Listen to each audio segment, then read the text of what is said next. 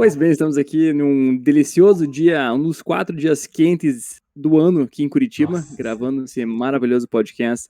Jean, qual que é o assunto nosso de hoje? Hoje a gente vai pegar o fio da meada, continuar o tema do último episódio, que a gente entrou rapidamente ali na Web3, a gente passou o histórico, Web 1, Web 2, falamos das características, das implicações, entramos um pouco no Web 3, mas obviamente esse é um podcast Web 3, então é muito tema, falar muitos conceitos, muitas propriedades. Então hoje a gente vai entrar um pouquinho mais a fundo em o que é o Web3 e dar alguns exemplos, né, de como que está sendo aplicado isso na prática. Então, acho que para o pessoal que está acompanhando a gente e chegar no mesmo ponto que nós estamos aqui, falando sobre o Web3, e acho que um pouquinho também da história do Web3, que nós falamos muito rápido a semana passada, mas para a gente dar uma pitadinha, acho que vamos abordar o Web 1, Web 2 e daí voltamos para o Web 3. Então, podcast passado nós falamos, caso você não ouviu, por favor, ouça lá, foi uma baita de uma aula pelo Jean de vários elementos sobre Web 1, Web 2, Web 3, foi um prazer estar com você lá. Mas nós falamos muito sobre Web 1 e Web 2 e basicamente como nós chegamos onde estamos hoje, né? Web 1 sendo uma tecnologia que é totalmente disruptiva, criou um método de comunicação que simplesmente não existia até então, uma comunicação em massa, que qualquer um podia, de forma completamente aberta, gratuita, sem censura, sem limitações, você poderia entrar lá, criar conteúdo de uma forma descentralizada e postar coisas para o mundo. Ao mesmo tempo era bem complexo, porque nós falamos muito sobre como tinha que ter um servidor rodando, ter um site em algum lugar, então tinha muito essa noção técnica. Então, por mais que era muito descentralizado, existia muito essa noção de você tem que entender um pouquinho lá do técnico para conseguir fazer isso. E daí falamos como que nós chegamos na Web 2, né? Então, dadas essas dificuldades, justamente por mais que nós temos um meio descentralizado, por mais que nós temos uma forma de gerar conteúdo em massa, nós temos essas ferramentas que não são muito amigáveis, né? Então elas não são muito fáceis de usar e ao mesmo tempo as interações entre as pessoas, então se for pensar, 99,9% das pessoas elas eram apenas consumidoras de conteúdo, né? Algumas pessoas publicavam isso aí, mas a grande maioria justamente elas consumiam. E o que aconteceu com o Web 2 naturalmente foi mudando, a gente pensa muito na parte de rede social e plataformas onde os usuários são os geradores de conteúdo. Até se for pensar, Marketplace, por exemplo, é uma forma que o usuário é um gerador de conteúdo. Nós vimos que começamos a criar ferramentas super úteis, super práticas, onde as pessoas decidiram usar mais essas ferramentas do que necessariamente recriar ou ter suas próprias ferramentas para isso. E acabou concentrando muito nessas plataformas, muitas questões de geração de conteúdo por usuário, consequentemente chegamos no mundo Web 2, que é muito o mundo que nós vivemos atualmente ainda, né? Então, grandes empresas com grande poder, com grande centralização de todas as coisas. E algumas coisas começaram a mudar. Então, um movimento começou já. E esse movimento que nós chamamos de Web 3. Uma coisa interessante que você levanta aqui, nossos pontinhos, nossa pauta de hoje, é que o Web 3, ele na verdade, grande parte, ele se deve a uma tecnologia bem interessante chamada blockchain. Você gostaria de dar uma pitada para nós? O que é blockchain? Claro. Acho que é interessante também, antes de entrar nisso, ressaltar que o Web 3 foi um branding, né, uma denominação meio recente, assim, né? Tiveram algumas pessoas que já tentaram, né, emplacar o Web 3, né? Web semântica foi uma tentativa, né, de Web 3, né? Uma web inteligente, mas não cunhou de fato. Nos últimos anos, algumas pessoas vêm falando, né, de Web 3 e agora definitivamente a gente chegou na era onde entramos como uma indústria, entramos num consenso que essa é a Web 3, que substitui basicamente o que vinha sendo chamado de cripto, basicamente, né?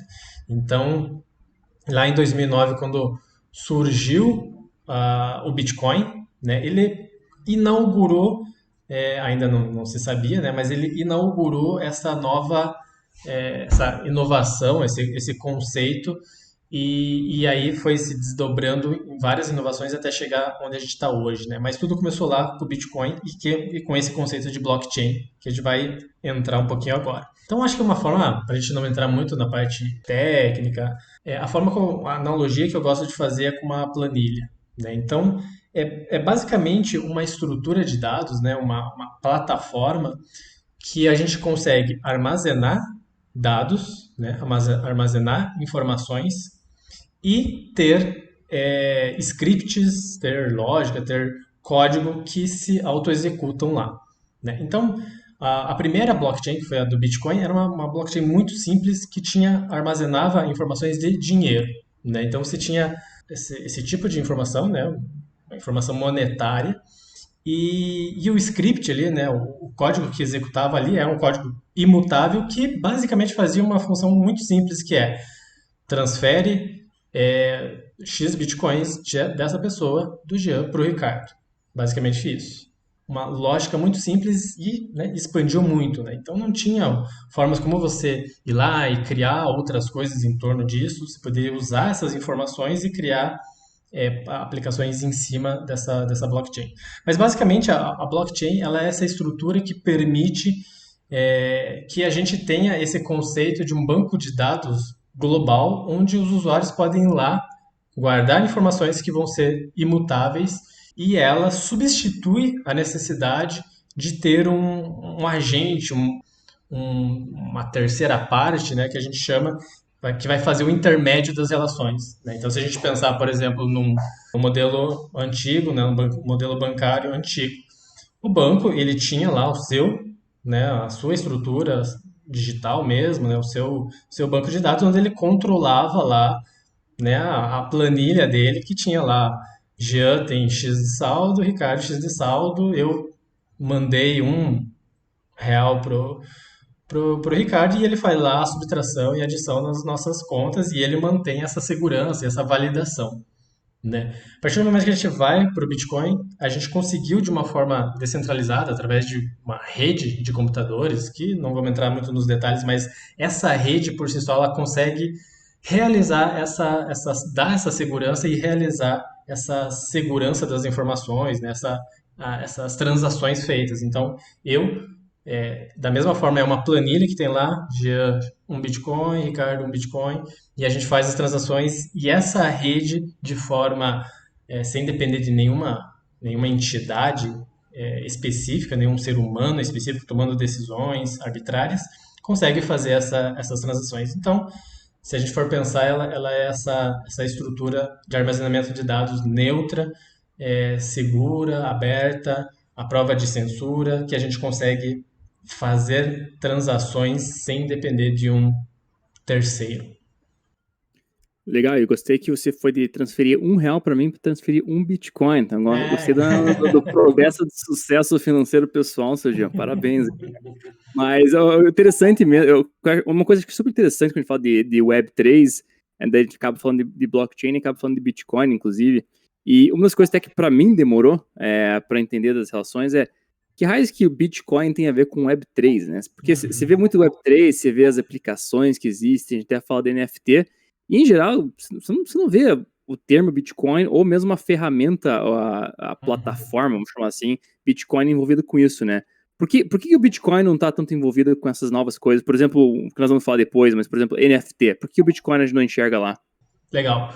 O Bitcoin, ele tem uma tecnologia muito simples e restrita, né? Então, a função dele é simplesmente, né, ter essa lógica de emissão, né, de novas moedas e fazer a transação e só.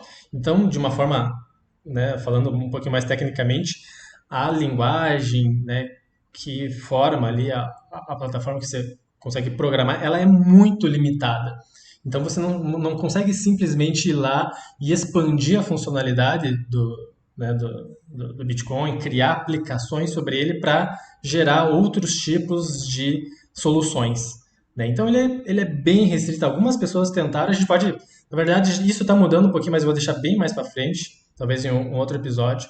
Existem stacks hoje que habilita smart contracts em cima de Bitcoin, mas vamos deixar um pouquinho de lado. Então, ela virou uma plataforma muito restrita, né? Não tinha uma inovação dentro da blockchain para criar novas aplicações. Com isso, né, o Vitalik Buterin, que é o gênio por trás da criação do Ethereum, que é uma outra blockchain, que é a segunda maior blockchain que existe, que percebeu isso, né? Ele participou de alguns projetos no Bitcoin, né? Eles perceberam, cara, né? Se a gente consegue criar uma moeda de forma descentralizada, transferir valor, né, de uma pessoa para outra sem precisar de um terceiro, que é essa inovação do Bitcoin. Por que a gente não faz isso para outros assets da economia? Sei lá, arte, uma propriedade, né, de um imóvel e qualquer outra coisa que tenha, ou, né, um instrumento legal, um instrumento financeiro, qualquer coisa que tenha valor, porque a gente, né, não cria isso, né, para outras coisas além do dinheiro, da reserva de valor. E aí começou, né, ter essa inovação, essa tentativa de inovação em torno do Bitcoin, mas logo ele percebeu, cara, o Bitcoin não foi feito para isso, a gente vai precisar criar uma outra plataforma que seja mais genérica, onde a gente consiga programar aplicações descentralizadas e criar outras propostas, né? Fazer inovação mesmo em cima dessa blockchain que possa ser, que tem os elementos, né, de descentralização, de auto-execução, da mesma forma que o Bitcoin, só que de uma forma muito mais ampla. E foi aí que né, aí foi o ponto de partida onde começou a explodir a inovação, porque eles criaram essa plataforma, ó, aqui você escreve um código, você tem, né, os elementos de descentralização e essa rede ela vai executar o seu código de forma né, aberta e descentralizada. E você pode escrever qualquer coisa que tem ali, né, qualquer lógica. Isso explodiu, né, de inovação, né? O Ethereum, que é o nome dessa plataforma, surgiu em 2015, né, foi lançado em 2015, e desde então, né, 7 anos aí, a gente tivemos várias ondas de inovações que basicamente foi o gatilho para o realmente surgimento da Web3 e de todas as inovações que a gente vai falar aqui. Legal. E o bacana, acho que você comenta sobre o Bitcoin, essas aplicações, né? Fato curioso que o Bitcoin, ele até tem uma linguagem de script em cima dele, que você até pode fazer algumas coisas, assim, coisas bem básicas e intencionalmente bem básicas. Mas o fato curioso é que existem alguns projetos que tem o Colored Coins, que de certa forma era uma tentativa de fazer algo parecido com NFT em cima de Bitcoin. E até foi uma das frustrações justamente da galera de falar, cara, isso aqui não vai dar muito certo. A ponto que o Bitcoin, ele intencionalmente é limitado, né? A ponto que, se você gosta de nomenclatura como eu gosto, atualmente existe a nomenclatura das gerações de blockchains, né? Então, a primeira geração sendo o OG, o papai de todo mundo, que é o Bitcoin. Segunda geração sendo o Ethereum e qualquer blockchain que tenha contratos inteligentes que consegue executar de forma mais genérica código e ter essa marra com o blockchain. E a terceira geração, como eu falar outro dia lá para frente, seria parte de interoperabilidade e escalabilidade. A gente pode falar sobre Layer 2, Polkadot, esses caras assim. Mas, enfim, acho que quando a gente está falando de Web3, e o interessante, até falei do Polkadot aqui, é que foram essa geração 2, pensar em Ethereum e as outras blockchains que apareceram depois, que deram essa funcionalidade um pouco mais programável, um pouco mais dinâmica, que habilitou todas essas aplicações que nós estamos falando agora descentralizadas e assim por diante. E eu até comentei do Polkadot lá, porque o Ethereum foi cofundado, de certa forma, né? Quem tem a grande fama foi o Vitalik, porque a ideia veio muito dele, o white paper veio dele lá, mas teve muita gente que ajudou ele, inclusive o Charles Hoskinson, que é o cara do Cardano, o Dr. Gavin Wood, que é o cara do Polkadot, porque sempre tem que chamar ele de doutor, cara, eu nunca vi alguém falar só Gavin Wood, é sempre Dr. Gavin Wood. Mas que, no caso, o termo Web3, pelo menos historicamente falando, você atribui a ele. Foi que o Gavin Wood, em 2015, 2006, não lembro agora o ano, mas enfim, que ele foi um dos primeiros a falar sobre essa possibilidade de economia mais descentralizada, usando alguma forma de tokenização, assim por diante. A tua explicação, pelo que entendi, já então podemos falar que foram essas blockchains de segunda geração, ou que habilitam esses comportamentos mais dinâmicos e programáveis que habilitaram esse começo mais em escala do Web3, né? Exatamente. Eu acho que é legal a gente dar um exemplo, assim, porque pode ficar meio abstrato, né? Blockchain, smart contract, né? Descentralização e tal. Ou vamos pegar uma venda de um imóvel que é uma coisa bem, bem concreta, assim.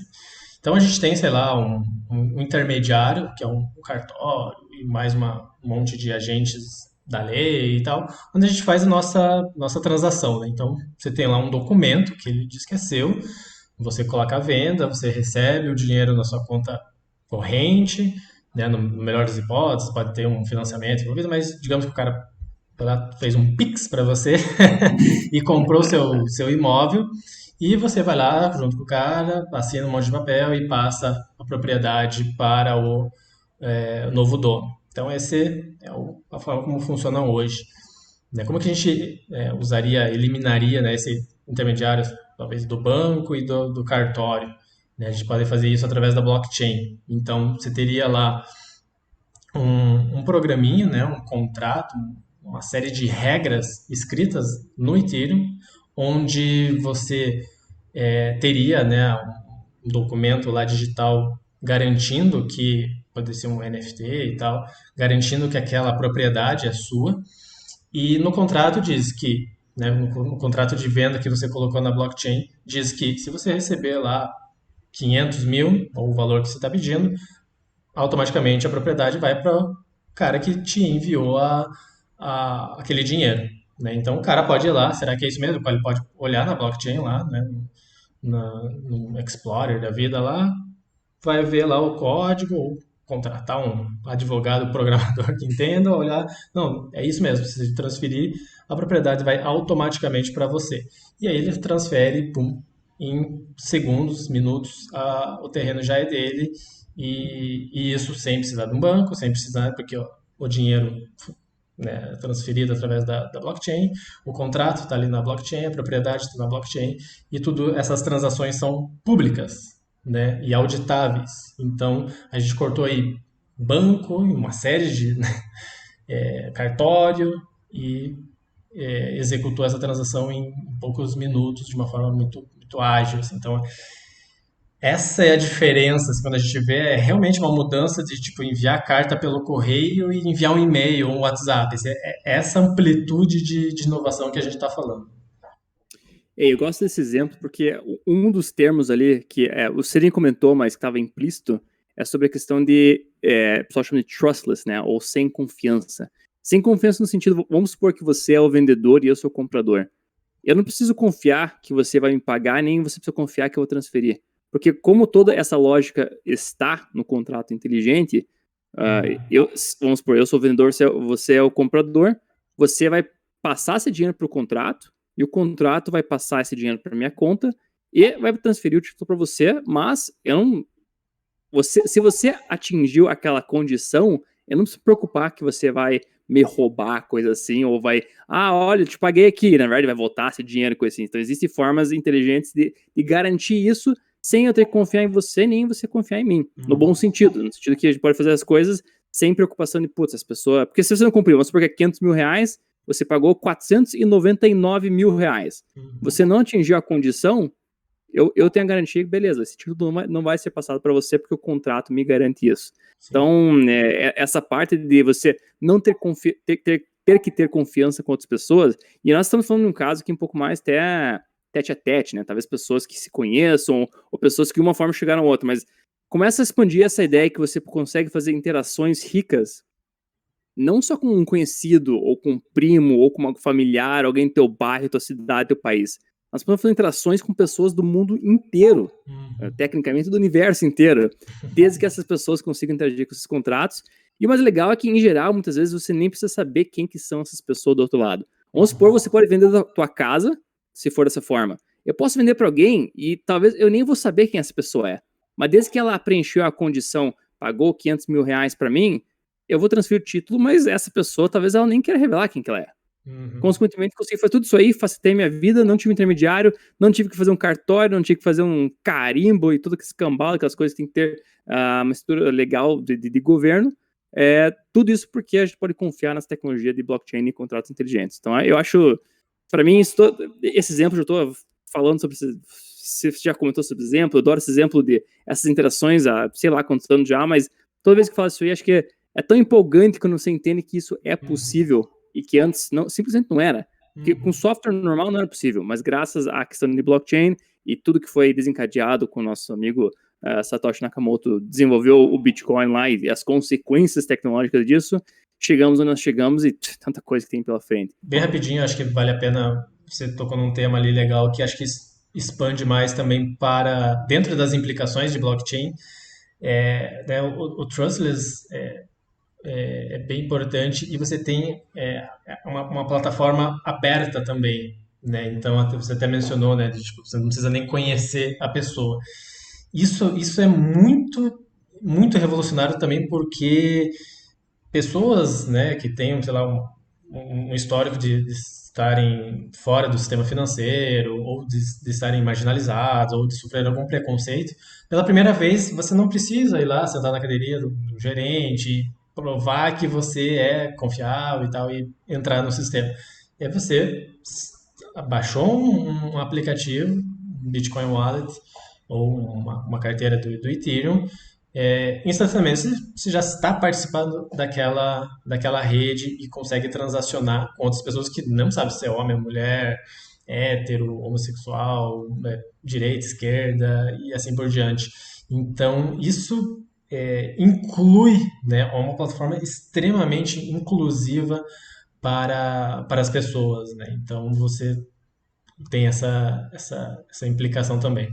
E podemos falar que o Web3, isso acho que é muito a base do Web3 mesmo. A gente fala muito das aplicações, fala muito do NFT, mas essa permissividade, essa abertura, você deu o exemplo também das pessoas entrarem sem discriminação, e ao mesmo tempo a parte de não poder censurar tudo isso aí, que acho que é uma das coisas que é super legais. E tem muito, acho que, o contexto atual de notícias aqui. Então a gente tá falando muito sobre o Canadá e toda a questão dos caminhoneiros lá, né?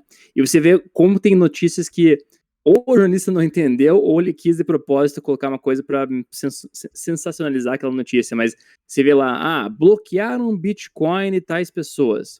Então, na prática, Bitcoin, na forma como funciona, o blockchain como funciona, então isso vale para o Ethereum e outros blockchains abertos e públicos, você não consegue bloquear aquilo lá. Então, qualquer pessoa tem acesso àquilo lá, você tem conexão à internet e você tem acesso a essas plataformas. Existem formas de bloquear isso no sentido onde a pessoa está guardando seu dinheiro, seus ativos, isso é outra história.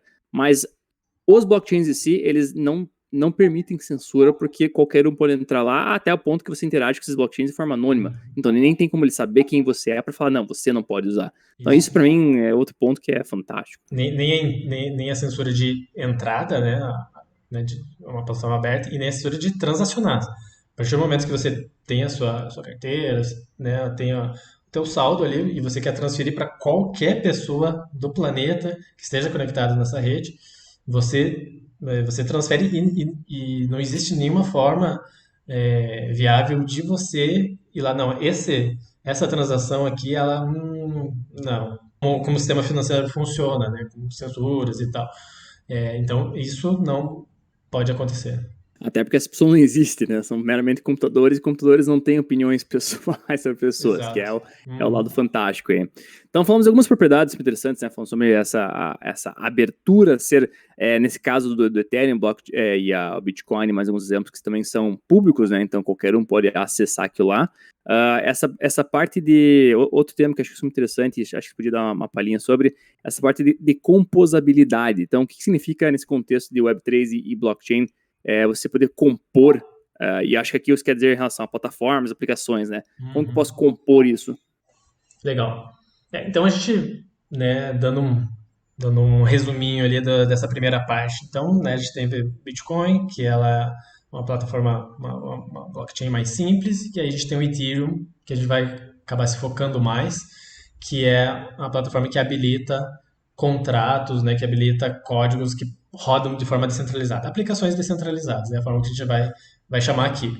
E essas aplicações, elas destravam várias, né? Elas criam novas premissas diferentes da Web 2 que a gente vai discutir e que muda modelos de negócio, né? Habilitam novas formas de criar modelos de negócio, de formas de criar aplicações, né? De forma pensando em arquitetura, o UX da aplicação, e tem vários elementos que essa plataforma oferece para a gente. Né? A parte da composabilidade, né, se a gente imaginar uma aplicação da Web 2, basicamente a gente tinha lá, sei lá, Twitter, Facebook. São duas organizações que têm, né, regras distintas e ambas guardam as suas próprias estruturas de dados, seus bancos de dados, né? Então, quando eu posto alguma coisa no Facebook, o Facebook ele está lá armazenando para mim, guardando o seu próprio formato, e eles decidem como que vai ser, né? Qual que é as regras, né? São regras fechadas dessa plataforma. O Twitter é a mesma coisa, tem os meus seguidores, tem as pessoas que eu sigo, os meus posts, né? Então são duas estruturas que não se conversam entre si, né? Essa é uma das características do Web 2 e por isso não tem essa combinação, né? Eu não posso, não gostei do Facebook, quero importar tudo que eu tenho no Twitter e seguir daquilo. Não existe isso, Isso é uma né? construção, né? Esses caras nunca querem liberar isso porque não querem perder as pessoas, entre aspas, perder as pessoas das plataformas. Exatamente. E não existe um incentivo nem econômico para isso e nem tecnológico, né? Daria para fazer, mas não tem esse incentivo, né? Quando a gente vai para a Web3, e aí a gente sempre vai reforçar isso, que é essa blockchain, ela é uma blockchain neutra, né? É uma infraestrutura comum para várias aplicações. Então, quando a gente fala que a gente está armazenando informações nessa blockchain, é a mesma, né, estrutura de dados, a mesma padrões de dados que outras aplicações são compatíveis também. Então, digamos que a gente tivesse lá o Twitter e o Facebook na Web3, duas plataformas de social media, a estrutura, né, o social graph que a gente chama, né, a sua rede, seu networking, né, as suas conexões, os seus conteúdos, os seus seguidores e tudo mais, estariam guardados nessa estrutura aberta. E aí outra plataforma, o Twitter, fala assim, não, eu criei um UX melhor, só se conectar aqui nos seus dados e vai aparecer lá. Então, você é o dono dessa estrutura, né? E aí a gente chega no conceito de composabilidade, que é você consegue criar em cima de coisas que outros empreendedores, inovadores criaram, porque você sabe que aquele ambiente é neutro, né? Então, vamos pensar lá no e-mail, né? Lá na Web 1, protocolos abertos, né? O Gmail foi lá, criou, ele sabia que o protocolo do Gmail não ia mudar, então ele conseguiu inovar em cima, né? Uhum. Quem foi lá e criou o Zynga, a plataforma de jogos do Facebook, se criou em cima de um shopping center, de uma propriedade privada que o cara foi lá e agora eu vou criar o meu e vou picotar você daqui. Você perdeu, não é um ambiente neutro. Então, a composabilidade você foi lá, eu criei uma forma onde, né, um inovador lá, eu vou usar a blockchain aqui, armazenar os dados, onde eu vou conectar os seguidores das pessoas. Então, cada um vai ter aqui, né, a sua identidade, o seu contato, e eu vou fazer uma lógica aqui que vai conectar e você vai ter a sua rede aqui formada. Aí o teu cara olha, interessante, eu quero usar essa estrutura que você que usou, vou criar aqui meu aplicativo, um aplicativo normal, né? Mas para gente que usa, né, para quem está usando ali, é a mesma coisa, assim, né? A estrutura por trás que está mudando. Vou usar essa estrutura e vou criar uma timeline que vai organizar essas informações e esses dados que estão ali. Outro pode olhar assim, interessante isso, né? Essa conexão de conteúdos que você chamou de timeline, eu vou criar em cima. Então, a velocidade de inovação e a composabilidade, né? Ou seja, você vai encaixando uma pecinha na outra, ela é muito maior porque você está num ambiente neutro, né? Onde os dados são do usuário, então você pode criar usando aqueles padrões abertos para fazer outras coisas e conectar entre elas, porque você sabe que não vai ter alguém ali que vai mudar as regras, né, por debaixo do pano e você vai, né, perder aquilo que você criou. Então, essa é uma das grandes características de Web3 e é por isso que tantas inovações surgem tão rápido, porque um cara cria, de outro cria em cima, de outro copia e assim vai, né? Como se fosse uma máquina ali de combinar, né? E esse é um dos pontos, acho que mais o pessoal tem dificuldade em entender como que se movimenta essas informações, até pelo fato que até agora a Web 2 nada seguiu muito esse caminho, né? O mais próximo que se tem disso, às vezes, vou conectar minha conta Facebook com essa nova ferramenta porque eu não quero colocar minhas informações de volta. Então, o que o Facebook está fazendo nesse caso? Ele está baseado em monte de permissão, então você coloca o login no Facebook, vai perguntar lá, você autoriza tal aplicativo para e daí aquele aplicativo consegue pegar suas informações de lá. Mas isso é uma forma muito estruturada, muito fechada, muito níveis de segurança muito explícitos. Versus agora que, quando fala que o Web3 devolve muito poder ao usuário, ao cliente, ao consumidor, tem muito a ver com isso, que se eu não estou satisfeito com alguma solução, eu posso levar as minhas coisas para outro lugar. Isso não significa só criptoativos ou criptomoedas, por exemplo, que se fala, levar meus Bitcoin para cá, coisa assim. Isso nem tanto, até porque quando se fala de dinheiro fiat, isso já é meio que normal, né? Por mais que existem as travas, um banco pode me travar, vai me cobrar uma taxa para tirar, mas você já pensa, eu consigo sair desse banco e ir para outro. Então, de certa forma, nós entendemos essa portabilidade de dinheiro.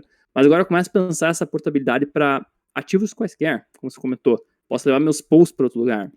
Posso levar o título da minha casa. Vamos supor que voltamos ao nosso exemplo lá. Supor que eu vendi minha casa, eu comprei uma casa, meu título está em uma plataforma.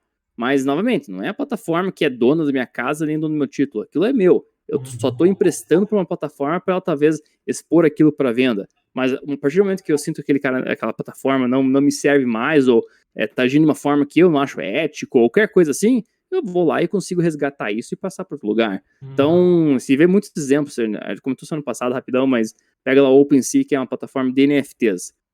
Aqueles NFTs não pertencem ao OpenSea. O OpenSea é só como se fosse uma casca ao redor daquilo lá, mas na prática, aquilo é uma vitrine para coisas que pertencem muito mais às pessoas. Tem um asteriscozinho ali para entrar em outro dia, mas de forma geral para o Web3 justamente é isso, é você ter esse poder sobre essa composabilidade e essa portabilidade, de certa forma, dos seus ativos para onde você bem entender. Inclusive, é interessante em alguns casos até de você tem o poder de destruir alguns ativos teus. Então, muitos desses protocolos têm até a opção de você, que chama de burn lá, se quiser destruir dinheiro teu, destruir um NFT teu, muitas vezes você tem essa possibilidade, porque se você é dono, como na vida real, se quer queimar um Picasso que é teu, é um crime, dói, mas teoricamente se é teu, você tem direito de fazer algumas coisas. A esse ponto que existe essa ideia tão libertária de você faz o que você quiser com coisas que são suas. Ele te dá ele aumenta o seu nível de autonomia, né, de até soberania, né, e daí, por outro lado, também a gente vai discutir muito, acho que nos próximos episódios, ele aumenta muito a sua responsabilidade, né? Se você, né, tem essa possibilidade de, né, fazer a custódia daquilo que tem valor para você, né, das suas propriedades, do seu dinheiro, isso aumenta muito a responsabilidade.